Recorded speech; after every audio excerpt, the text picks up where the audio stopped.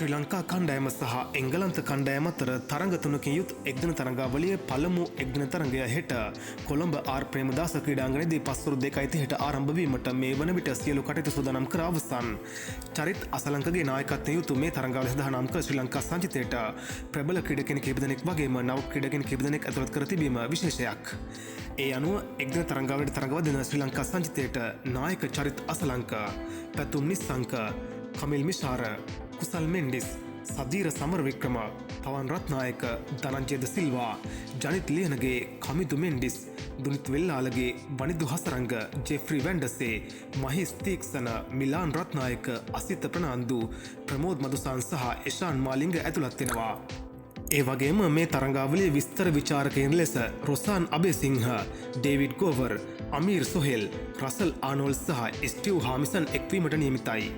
කෙසේ හෝ පළමු තරඟය හෙට ආරම්භ වෙනකොට ශ්‍රී ලංකා කණ්ඩායමේ නායක චරිත් අසලංක නවක ක්‍රීඩක මිලාන් රත්නායක ගැන කතා කර තිබුණා. එහිදී ඔහු කීවේ මෙහෙම දෙයක්. මම පෞද්ගලිකව තේරීම් කමිටුවටත් පුහුණුකරුවන්ට දිගින් දිගටම කියපු දෙයක් තමයි මිලාන් රත්නායක කියන ක්‍රීඩකයාව දිගු කාලීන සැලැස්මකට අනුව ඔහුට අවස්ථාවක් දීගෙන යමු කියන එක. 2027 එක්දින ලෝක කුසලානේ දකුණු අප්‍රිකාවේ පැවැත්වෙන නිසා ඒ වගේ වේග පොන්තියන තුන්රියව් ක්‍රීඩකෙක් තමයි කණ්ඩායමේ සංයුතිය සම්බර කරන්නේ. ඒ වගේ ක්‍රීඩකෙක් අපි විශ්වාස කරලා තරඟ ජයග්‍රහණය කරවන්න පුළුවන් ක්‍රීඩකයෙක් බවට පත් කරන්න ඕනේ.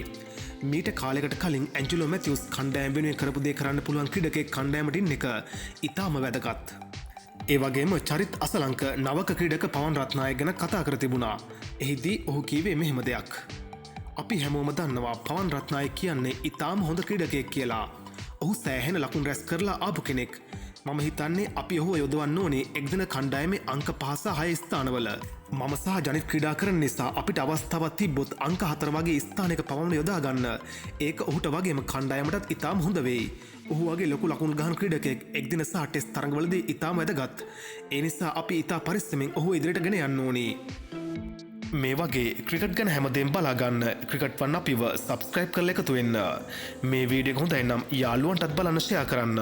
මේ වගේ තවත් ක්‍රිකට් ගැන අලුත්ම තොරතුරකින් හමු වෙනකම් ඔබට සුබ දවසක්.